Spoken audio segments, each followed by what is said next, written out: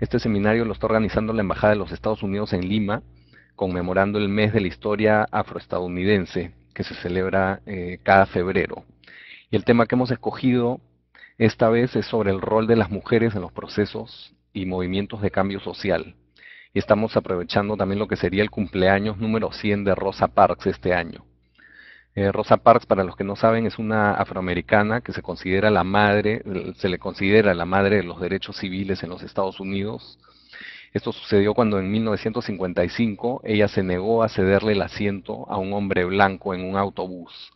Y desde ese entonces se encendió un movimiento que desafió la segregación racial en Estados Unidos desde ese entonces, ¿no? Que es más o menos es en la década de los 50, 60. Hoy tenemos a Sheila Walker, es antropóloga que se está conectando hoy desde los Estados Unidos y ella nos va a hablar más sobre Rosa Parks y otras mujeres que contribuyeron a cambiar significativamente las sociedades a través de diferentes movimientos para los derechos civiles. Sheila es la directora ejecutiva de Afro Diaspora Inc., que es una organización que crea documentales y materiales didácticos sobre la diáspora africana. También tiene una extensa trayectoria en universidades como profesora de antropología y dirigiendo programas relacionados a la diáspora africana. Bueno, sin más preámbulo, le damos la bienvenida a Sheila. Gracias por estar conectada con nosotros, Sheila, desde Estados Unidos. Puedes empezar. Bueno, muchas gracias. Estoy muy feliz de tener esta oportunidad de hablar con tanta gente sobre una persona muy importante que, bueno, que cambió la vida de nosotros todos aquí en los Estados Unidos y que influenció otras sociedades en el mundo. Bueno, 2013 es un año maravilloso, ¿no? Tenemos varias cosas que estamos conmemorando. Bueno, hay el cumpleaños de Rosa Parks, que nació el 4 de febrero, hace 100 años. También otra mujer africana-americana muy importante, que estamos conmemorando 100 años de su muerte, era Harriet Tubman, que también luchó para los derechos de los afrodescendientes, para la libertad de los afrodescendientes. Y ella murió el 10 de marzo en 1913. Entonces voy a hablar un poco de ella para contextualizar la lucha de Rosa Parks. También ahora en los Estados Unidos estamos conmemorando 150 años de la proclamación de la emancipación de los africanoamericanos de la esclavitud, el primer de enero de 1863. También estamos conmemorando la marcha en Washington, que fue en agosto de 1963, y ustedes pueden no conocer bien lo que pasó durante esa marcha, pero lo que ustedes sí saben es que, bueno, lo que conocen es lo que dijo Martin Luther King en ese evento. Fue el momento cuando él dijo, tengo un sueño sobre la igualdad de la gente. También es un año de principios, el principio del segundo mandato del presidente Obama y también el principio del decenio de las Naciones Unidas por los afrodescendientes. Entonces es un año muy propicio. Bueno, pensando en qué diría sobre Rosa Parks, pensé en unos temas importantes. Uno es contar la verdad sobre la historia de los seres humanos y de los afrodescendientes. Hay unos mitos y hay realidades. Yo aprendí que yo no tenía historia, que mi historia como africana-americana empezó con la esclavitud en los Estados Unidos. Y sé que otros afrodescendientes en las Américas y otros afrodescendientes aprendieron también que nosotros no tenemos historia, que ellos no tienen historia, que todo empezó con la esclavitud. No aprendieron nada, yo no aprendí nada sobre la historia africana que antecedió la esclavitud de los africanos. Nosotros, afrodescendientes, es lo que aprendimos. Todo el mundo aprendió esa historia sobre nosotros también.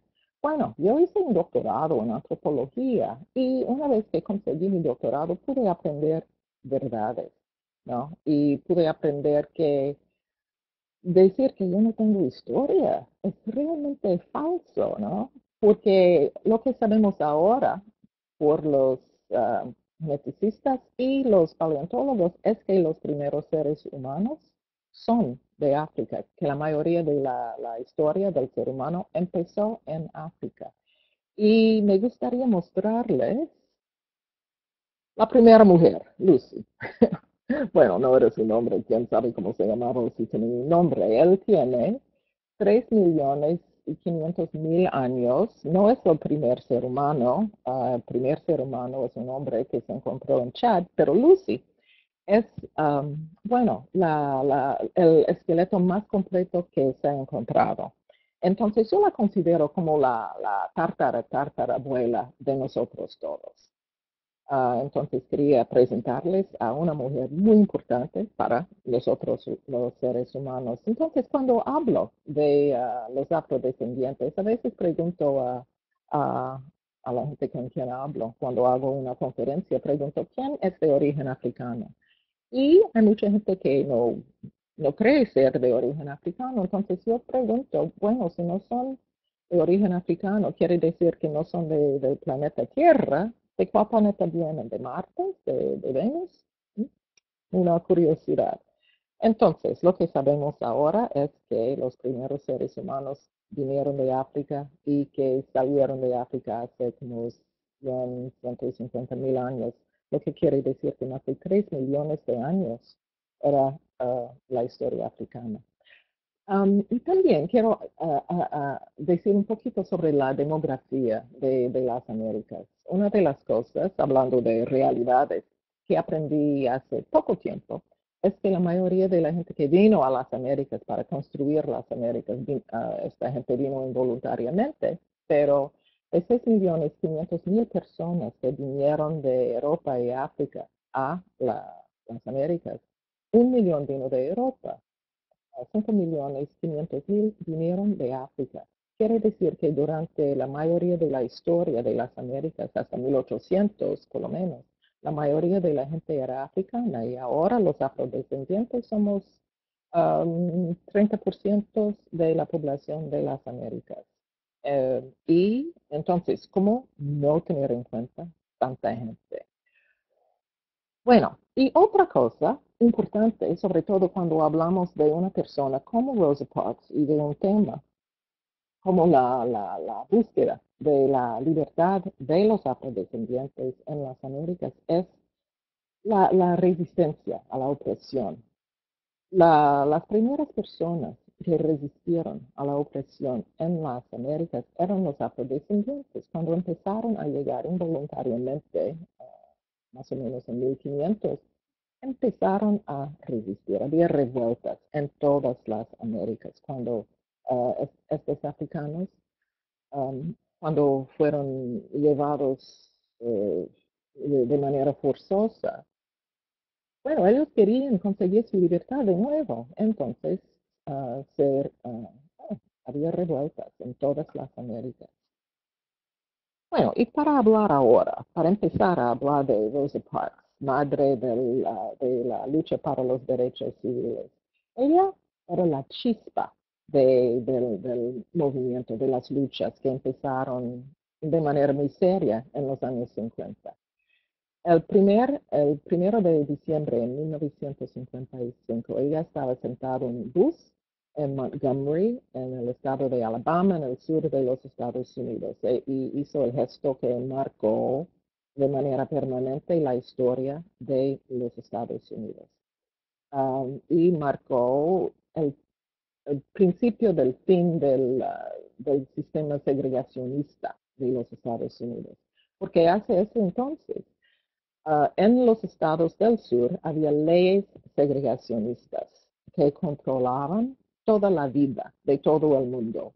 Había baños para negros, baños para blancos, estaba escrito en el bus. El transporte cotidiano era un símbolo de la segregación racial. En los buses, por ejemplo, los blancos tenían derecho a sentarse en los bancos en todos los primeros bancos en el bus. Y los afrodescendientes tenían que sentarse atrás. Sí, sí había lugares para sentarse.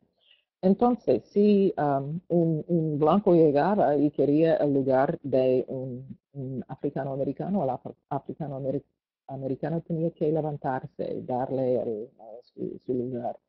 Y ese día, Rosa Parks, bueno, subió un señor blanco en el bus y el chofer dijo a Rosa Parks que se levantara y él dijo, no, no me levanto.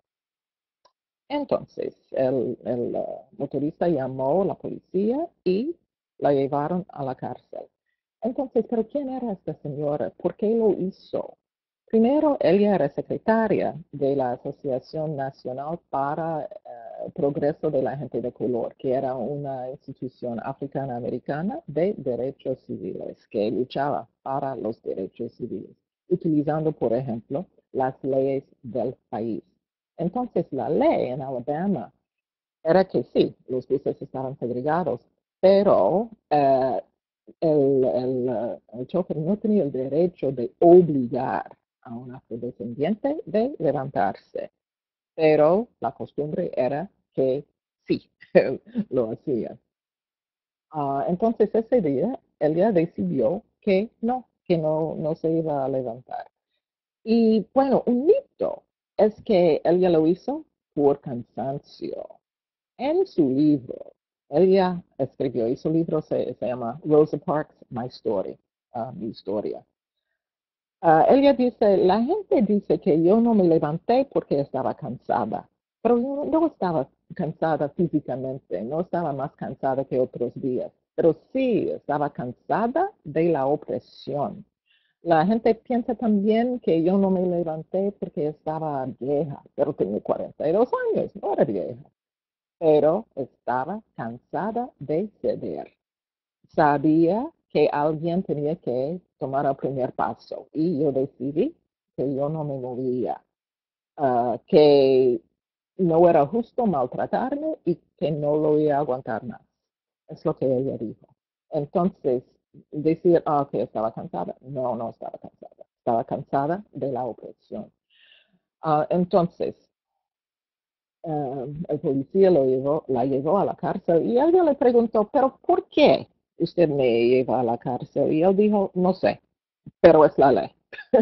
Entonces, ella decidió este día en el carro de la policía que nunca más se dejaría maltratar. Así. Entonces, ¿qué pasó después? El presidente de la asociación, bueno, la asociación se llama NAACP, National Association for the Advancement of Colored People. Entonces es la organización para el progreso de la gente de color. Ellos pagaron la caución para emanciparla de la cárcel y decidieron que podían organizar un movimiento de protesta gracias a la chispa que ella encendió. Y hicieron noticias, imprimieron 35,000 noticias diciendo que el día que ella tendría su proceso en el tribunal, que nadie tome el bus, que todos los afrodescendientes, que ellos debían hacer un boicoteo de los buses. Y fue un gran suceso. Entonces, el éxito del boicoteo estimuló a la gente africana-americana de Montgomery a organizarse en lo que llamaron la Asociación para el Mejoramiento de Montgomery. ¿Y quién era el líder? Martin Luther King, un joven pastor de la Iglesia Batista. Ellos se organizaron el 5 de diciembre y decidieron que como el boicoteo fue un éxito durante un día, que continuarían. Y como anunciaron esa noticia a la población, las iglesias africanas americanas eran importantísimas en la lucha para los derechos civiles. Entonces, el boicoteo duró 381 días. Y 75% de la gente que viajaba por bus era africana-americana. Entonces era una pérdida para la compañía de autobús. Y después de más de 12 meses perdiendo dinero, ellos decidieron que, bueno, que iban a cambiar su política y que todo el mundo podía viajar donde quería. Entonces, la Asociación para el Progreso de la Gente de Color, um, que ellos dijeron que usaron este momento para decir que la segregación racial era contrario a la Constitución de los Estados Unidos. Entonces, era un principio de los desafíos que ellos hacían en base de la Constitución de los Estados Unidos, que decía que todos los ciudadanos son iguales. Si son iguales, ¿cómo se hace que los estados pueden tener leyes que bueno, que hacen que no son iguales o que no tienen un tratamiento igual? Entonces, se aprendieron varias cosas. Se aprendió, por ejemplo, el valor del poder de compra de los africanoamericanos y el boicoteo se volvió una técnica que se usaba más. Si no podemos, bueno, trabajar en tal lugar, no vamos a comprar nada. Y como en el capitalismo alguien tiene que comprar, era una herramienta muy útil para cambiar procesos sociales. También se aprendió el valor de la resistencia, resistencia no violenta, sobre todo en una situación de violencia, como era el sur de los Estados Unidos en ese periodo. También este éxito para um, la comunidad africana-americana y este éxito en el proceso pero, um, para el movimiento de derechos civiles inspiró otros movimientos sociales en los Estados Unidos, como el movimiento de las mujeres para la emancipación, la liberación de las mujeres. Fue la segunda vez que una lucha para la libertad de los africanoamericanos inspiró la lucha para la emancipación de las mujeres. La primera vez fue durante el periodo de la abolición de la esclavitud en el siglo XIX.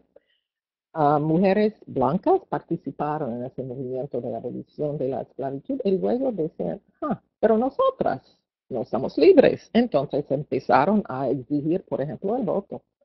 Y la participación en mujeres blancas en el movimiento de derechos civiles en el siglo XX en los Estados Unidos inspiró a ellas a decir, pero nosotras también necesitamos más derechos. Entonces, el movimiento que inspiró Rosa Parks ha sido no solamente para africanoamericanos, pero para otros grupos también en los Estados Unidos y una inspiración para el mundo.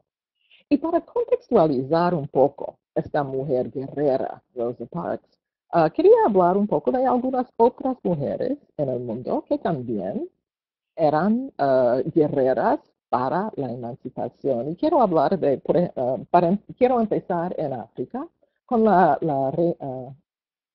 reina Nzinga en Angola, Nzinga Mbandi se llamaba, y ella existió en el siglo XVII y era reina de Ndongo y Matamba, en lo que ahora es Angola. Y ella era el periodo de comercio de africanos esclavizados y los portugueses, bueno,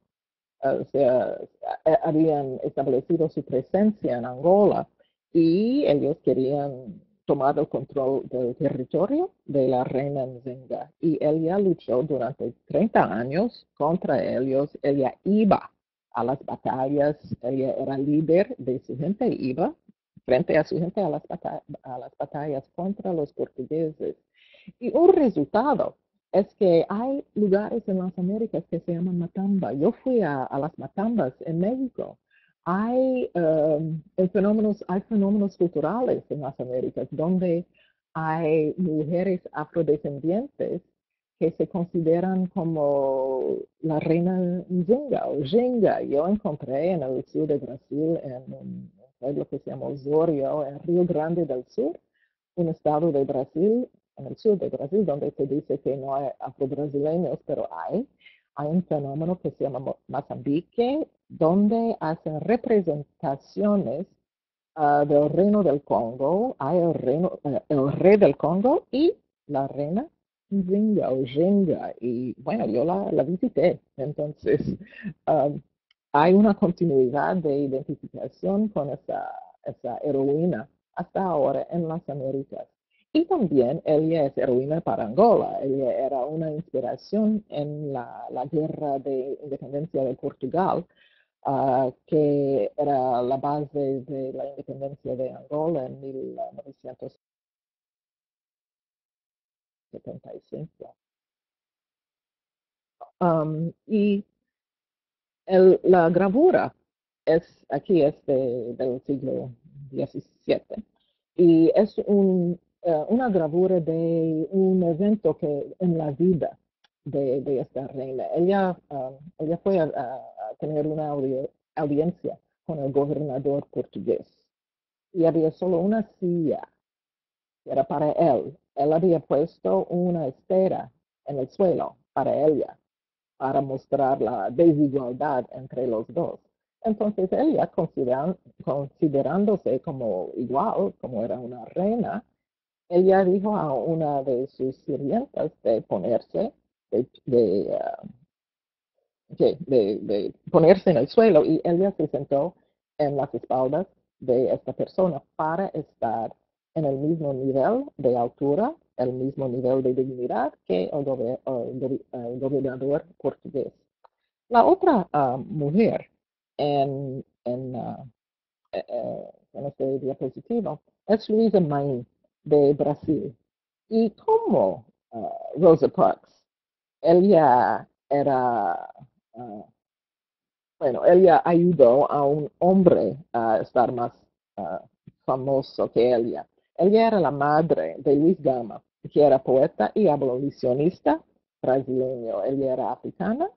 Uh, bueno, llegó en Brasil involuntariamente por el comercio de africanos esclavizados y ella era una de las mujeres líderes en la revuelta de los malés en 1835, que era una revuelta importantísima en, uh, en Brasil de afrodescendientes esclavizados.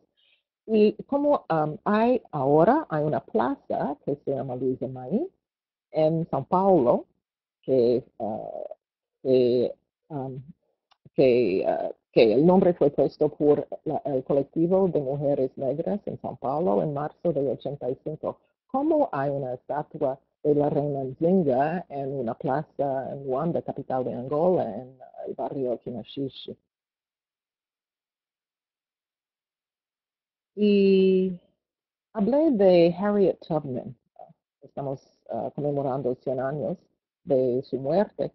Y ella era una africana-americana esclavizada en el estado de Maryland que se autoemancipó en 1849. Fue a Filadelfia, que era, bueno, el estado de Pensilvania no tenía esclavitud, en cuanto al estado de Maryland, donde ella vivía, sí tenía esclavitud. Entonces ella um, bueno, fue a un territorio libre. Pero su familia estaba todavía en Maryland, entonces ella volvió 13 veces al sur.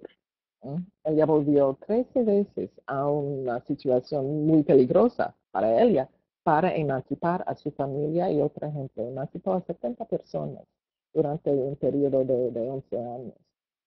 Y cuando hubo la guerra de secesión, la guerra civil en los Estados Unidos, ella participó. Empezó como enfermera y cocinera. Muchos afroamericanos participaron en esa guerra porque la guerra era para qué? Bueno, cambiar el sistema que es esclavista, entre otros elementos. Entonces, ella trabajó con el ejército del norte de la Unión y también era la primera mujer a, a liderar una expedición. Um, ella y la primera mujer a ser líder de una expedición cuando ella estaba armada.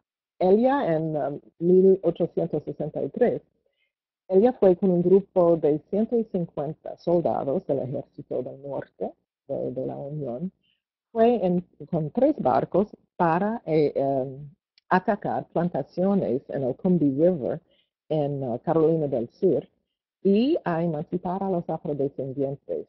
Y en una noche, ella y los 150 miembros del ejército emanciparon a 750 africanoamericanos del sur. Entonces fue, bueno, muy malo para el moral de los turistas. Y por eso, el primer barco militar que tiene nombre de una mujer se llama Harriet Tubman. Recibió ese nombre en 1944 durante la Segunda Guerra Mundial y también en 1978 un sello de los Estados Unidos. Bueno, se empezó a crear una serie de sellos para conmemorar africanos americanos y la primera persona fue ella, Harriet Tubman. Entonces, sí, Rosa Parks es la madre del movimiento para los derechos civiles en los Estados Unidos. Harriet Tubman sería la abuela. Y, bueno, podemos hablar de una hija. Uh, bueno, en la elección posterior, la elección cuando los demócratas tenían 2 posibilidades realmente revolucionarias, es decir, una mujer o un hombre africano-americano. Hay mucha gente que piensa que fue la primera vez que había una candidata para la presidencia, una mujer que se candidató para la presidencia de los Estados Unidos, pero no es la verdad. La primera mujer y la primera persona africana-americana que se candidató para la presidencia de los Estados Unidos fue Shirley Chisholm, que era diputada de Nueva York, y ella era la primera mujer africana-americana diputada también. Y ella que presentó su candidatura para ser presidente de los Estados Unidos por el Partido Demócrata en 1972. Entonces fue la primera vez que uno de los partidos más importantes tenía una candidata africana-americana. Entonces podemos decir que ella es realmente la hija de Rosa Parks. Entonces eso para contextualizar esta lucha para los derechos civiles, para los derechos, para la emancipación de los seres humanos. Y un poco de qué hicieron las mujeres africanas y afrodescendientes en esta lucha. Y ahora creo que podemos tener preguntas, comentarios.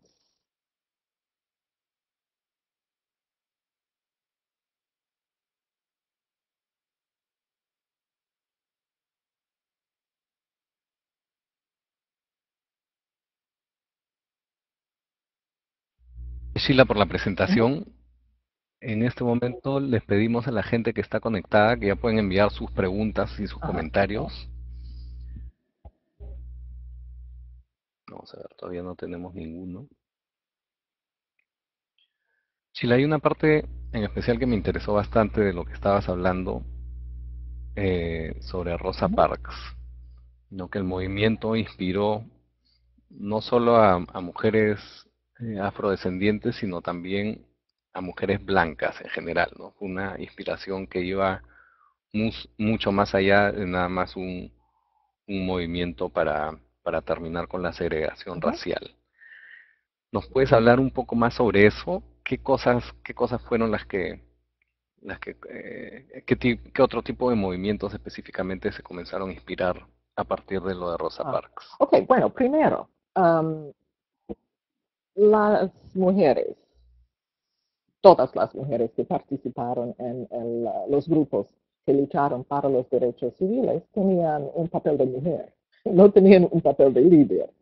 Entonces eran ellas que ayudaron, ¿no? Cuando pensamos en quiénes eran los líderes, son hombres. Y las mujeres empezaron a decir, ¿cómo así?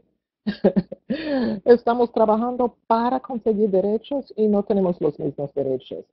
Entonces, las mujeres empezaron a tomar conciencia del hecho de que si ellas trabajaron en la misma situación que un hombre, el salario no sería igual, por ejemplo, o que tenían menos acceso a trabajos, menos acceso a la educación, menos acceso a un papel de igualdad en la familia.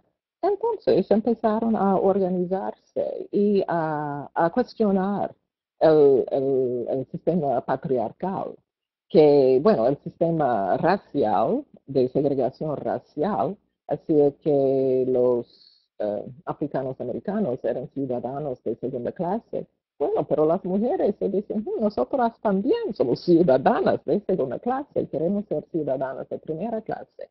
Entonces, primero, las mujeres tenían que emancipar su cabeza y decir, ¿cómo se hace que yo no puedo ser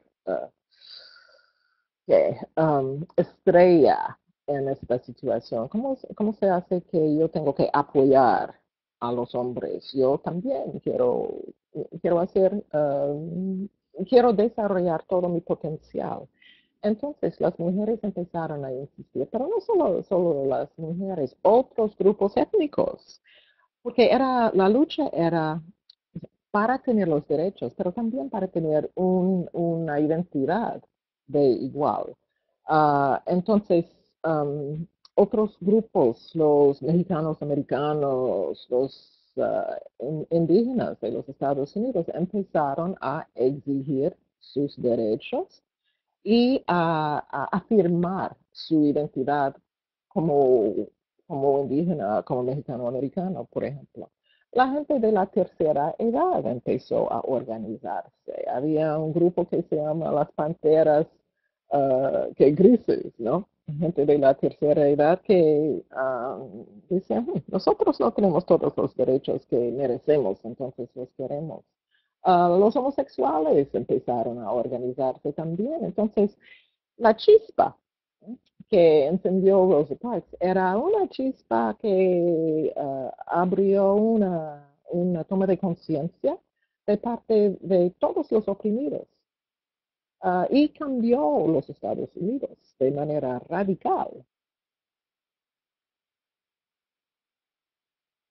Tenemos otras dos personas que tienen unas preguntas similares, Ujú. que es, todavía hay ahorita en Estados Unidos problemas de este tipo? Cómo es la situación de segregación racial o de racismo en Estados Unidos hoy en Bueno, día? hay gente que dice que gracias a la elección de Barack Obama ya llegamos a un periodo postracial. Bueno, pero no es así. La situación ha cambiado muchísimo en los Estados Unidos. No hay más leyes que mandatan la segregación racial, pero todavía hay costumbres y todavía hay prejuicios. Yo no puedo decir que somos una sociedad igualitaria ahora, no llegamos a ese punto, porque hay discriminación, pero no es por ley y es una discriminación más útil y bueno, siempre hay discriminaciones, ¿no? En todas las sociedades. Um, pero ahora uno puede protestar contra esta discriminación. Hay leyes que protegen las víctimas en vez de leyes que apoyan a los opresores. Um, entonces, cómo se manifiestan los vestigios de la situación de segregación racial? Bueno, hay más hombres. Bueno, yo voy a citar un ejemplo bastante flagrante. Las drogas. Las drogas de los ricos, como la cocaína, por ejemplo. Hay drogas de ricos y drogas de pobres. La marihuana es barata, droga de pobres. La cocaína es cara, droga de ricos. Entonces, hay todavía leyes que penalizan la posesión de marihuana, leyes más drásticas que las leyes que penalizan la posesión de la cocaína. Resultado empírico, muchos africanoamericanos están en la cárcel por posesión de marihuana. Los blancos más ricos que tienen acceso a la cocaína no van a la cárcel por posesión de cocaína. Bueno, eso es un vestigio del racismo. Um, bueno, todavía hay discriminación en el acceso a trabajos, pero no es por ley, no es flagrante, existe todavía, porque una sociedad no cambia de un día para otro, de una generación para otra, pero hay muchos cambios, muchos cambios. Um, bueno, yo vivo en Washington, que es una ciudad del sur, era una ciudad del sur. Ahora es una ciudad muy, bueno, muy multicultural. Um, y este multiculturalismo es una muestra de los cambios que son frutos de la protesta de Rosa Parks.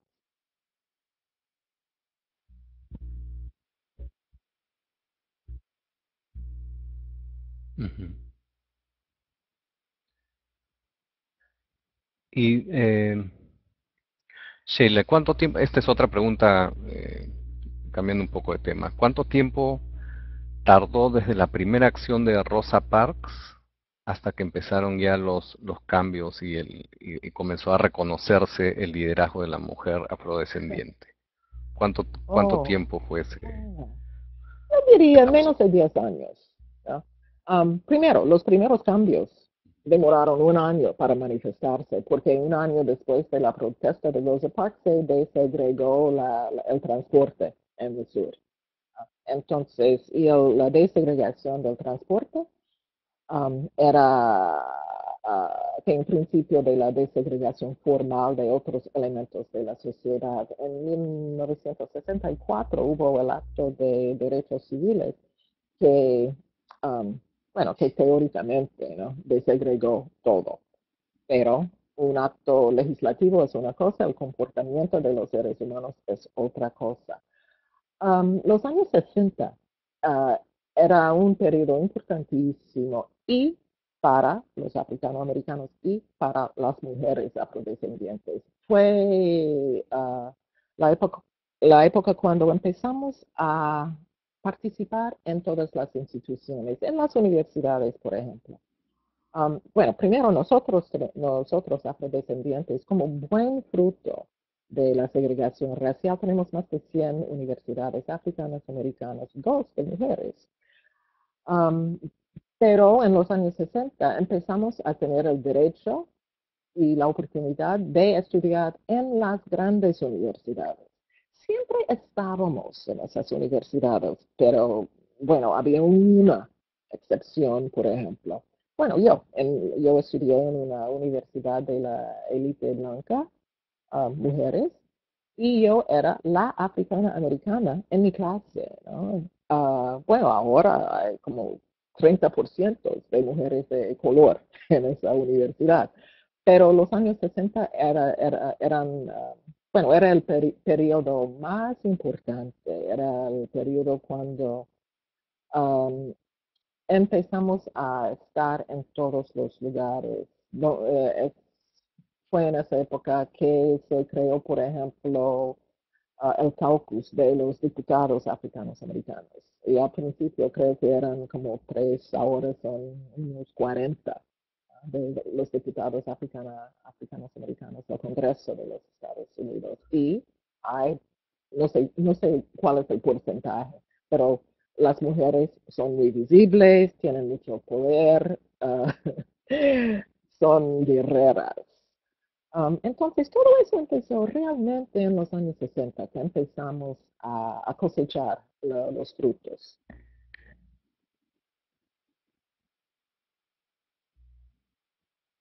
Y ahora, Sheila, acerca de los prejuicios que se han heredado y sobre la discriminación que se ha ido heredando, ¿qué cosa está haciendo, cómo trabaja el sistema educativo en Estados Unidos para Bueno, contrarrestar yo eso? diría que no trabaja bien. Un problema que nosotros tenemos a nivel de la educación es que la educación depende del estado, de cada estado, de los 50 estados. Entonces, nosotros no tenemos estructuras federales que controlan la educación. Un país como Brasil, por ejemplo, ellos tienen la ley 10.639, que fue la primera vez que Lula firmó cuando se eligió presidente en 2003. Esa ley dice que en las escuelas públicas, creo que son públicas, no sé para las privadas, pero hay que enseñar la historia africana y afro-brasileña. Eso no se puede hacer en los Estados Unidos. El estado de Nueva Jersey controla la educación en Nueva Jersey. Cuando el presidente Obama quería que tengamos criterios nacionales, el estado de Texas, por ejemplo, dijo, no, solo Texas puede decidir lo que los tejanos deben aprender. Entonces, la educación podría ser más útil. Pero lo que hay, entonces eso es lo negativo, pero lo que hay es que en las universidades, Um, cuando yo llegué a una de las buenas universidades, la Universidad de Chicago, para hacer mis estudios para el doctorado, no había cursos sobre nosotros. Estábamos como cuerpos, pero como cabezas no estábamos. Entonces empezamos a pedir cursos sobre nosotros. Queríamos hacer parte de la intelectualidad de la universidad. Pedimos, luego exigimos, y el resultado de ese proceso de exigir cursos sobre nosotros, exigir profesores africanoamericanos, exigir la presencia de más estudiantes, exigir departamentos de estudios africanos americanos. Ahora no hay ninguna buena universidad en los Estados Unidos que no tenga un centro, un departamento, un programa de estudios africanos americanos. Entonces ahora, al nivel de, de las universidades, puedo decir que sí, bueno, hemos conseguido mucho éxito, pero al nivel de las escuelas primarias y secundarias depende del estado, depende del distrito. Y yo me gustaría estar más feliz, no estoy tan feliz, del hecho de que estamos aprendiendo, bueno, no estamos aprendiendo, ¿qué están aprendiendo los jóvenes sobre los orígenes africanos de las culturas de las Américas? Creo que no están aprendiendo mucho.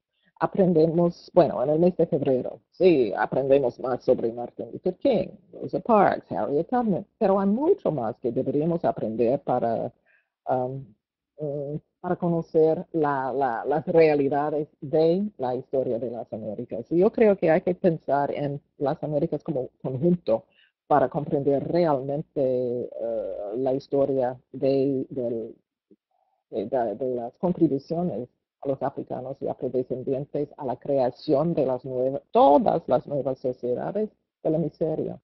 Eso no estamos aprendiendo. Entonces, bueno, me gustaría estar más feliz, pero no estoy. Chile, ¿y por qué crees que el legado de Rosa Parks no se ha masificado, no ha llegado tanto a países de Latinoamérica? Buena pregunta. Bueno, um, machismo, tal vez. Y también, bueno, ¿quién se conoce? Se conoce Martin Luther King como si fuera el único, ¿no? Claro. Pero él trabajaba con mucha gente y no sé si los libros sobre Rosa Parks son traducidos al español, por ejemplo. Am, entonces, bueno, ella dijo que estaba cansada de la opresión. Yo creo que en América del Sur la gente puede decir, yo estoy cansado de no aprender más sobre ese personaje histórico que tuvo tanto impacto. Quiero saber más, cómo aprender más, dónde están los libros, por qué no se traducen al español. Am, a veces hay que exigir, ¿no? Para cambiar la situación. Chile, ¿qué propones, qué propondrías para acelerar la participación de la mujer en el desarrollo, en inclusión social, etcétera? Bueno, Rosa Parks sola no hubiera hecho nada, ¿no? Ella pasó una noche en la cárcel. El día siguiente, el presidente de la NAACP, la Asociación Nacional para el Progreso de la Gente de Color, vino para liberarla. Él vino como presidente de un grupo organizado.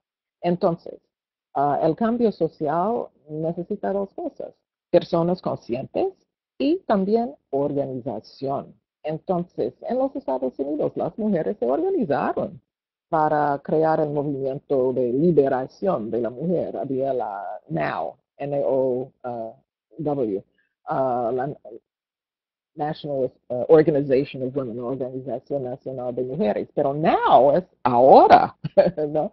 Entonces las mujeres se organizaron y crearon estrategias, como la NAACP creó estrategias para la emancipación. Entonces hay dos niveles, hay la toma de conciencia del individuo, pero eso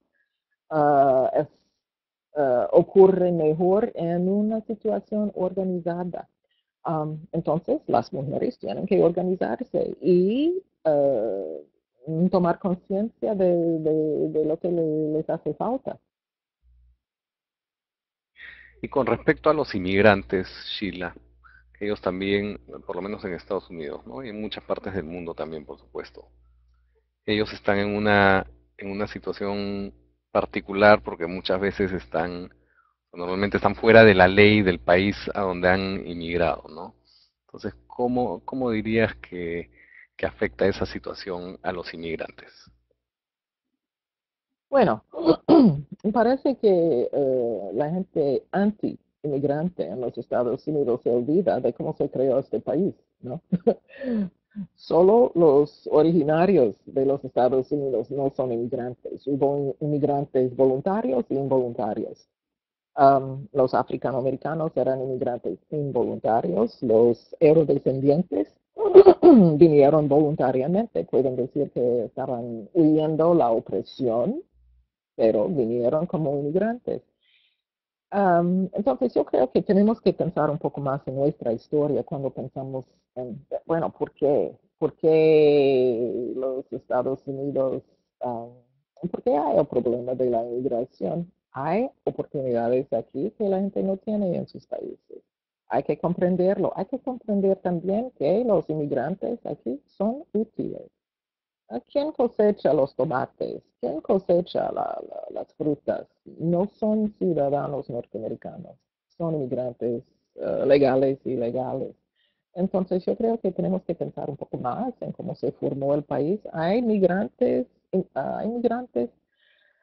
el país quiere, ¿no? Pero quiere inmigrantes que tienen conocimientos. Uh, hay, bueno, se apoya a inmigrantes que tienen conocimientos, pero hay una hipocresía, ¿no? En decir no queremos inmigrantes, pero sí queremos tomates. Entonces creo que hay que crear una política humana, una política que no sea hipócrita, ¿no? Um, y hay el problema de los hijos de, de los inmigrantes ilegales. Los hijos no conocen otro país. Nacieron aquí, estudiaron aquí, son de aquí. Entonces yo sería de los que dicen, bueno, tenemos que hacer una política lógica y una política que no sea discriminatoria contra gente de ciertos lugares del mundo. Sheila, y para terminar el seminario, ¿cuál consideras tú que es el principal reto, el principal reto para lograr superar todo el tema de segregación racial y segregación de género también? Bueno, yo creo que viene del interior y del exterior. Nosotros, víctimas de discriminación por género, por pigmentación, tenemos que prepararnos para conocer lo que tenemos que conocer para existir en todas las áreas de la sociedad. Y yo aprendí que como africana-americana, si yo quería ser igual, tenía que ser 2 veces mejor o 4 veces mejor. Tenía que estudiar más. Tenía que hacer más, aprender más idiomas, por ejemplo, para decir, sí, sí, sí, yo soy igual. Tal vez un poquito más. Entonces tenemos que prepararnos, pero también tenemos que exigir que tengamos todos los derechos que la sociedad promete a sus ciudadanos. Entonces tenemos que exigir a los líderes, a los gobiernos, que queremos ser ciudadanos al 100%. Yo creo que es útil, por ejemplo, para los afrodescendientes a saber lo que nuestros antepasados contribuyeron a la creación de todas las sociedades de las Américas. Si sabemos lo que contribuimos sin remuneración en la mayoría de los casos, si sabemos lo que contribuimos, sabemos lo que merecemos y no toleramos tener menos de lo que merecemos. Eh, y y del exterior tenemos que exigir que los gobiernos nos apoyen, que nuestros representantes, primero que tengamos representantes y que ellos nos apoyen en el deseo de beneficiar del 100% de las ventajas de cada nación. Gracias, Sheila. Gracias, Sheila. Muchas gracias por la presentación en general, por las respuestas a las preguntas. Gracias también a la gente que se ha conectado con nosotros hoy, por sus preguntas también. Hemos llegado al final del seminario de hoy. En un momento vamos a estar compartiendo una encuesta para que nos envíen un poco de información a las preguntas que vamos a poner ahí. Y también vamos a compartir el canal de YouTube donde vamos a estar publicando la grabación de este seminario. En un momento ahí en el chat Oh, vamos a poner esta información. Sheila, ¿quieres añadir algo más? Disculpa si te interrumpí. sí, sí, se me había olvidado. Yo tengo un libro en español para los que quieren saber cómo saber más. Compilé un libro con un grupo de afro-suramericanos de habla española ah, que se llama Conocimiento desde adentro. Los afro-suramericanos hablan de sus pueblos y sus historias. Fue publicado en Bolivia, pero será estos días republicado en Colombia por la Universidad del Cauca y será disponible. Hay información sobre el libro en mi página web, que es www.afrodiaspora.net. Y lo bueno del libro es que hay gente que supuestamente no existe, pero que ha escrito su historia a pesar de supuestamente no existir. Afro-paraguayos, afro-chilenos, afro-bolivianos. Entonces es una contribución al saber más sobre la afrodescendencia en las Américas y claro que hay mujeres en el libro.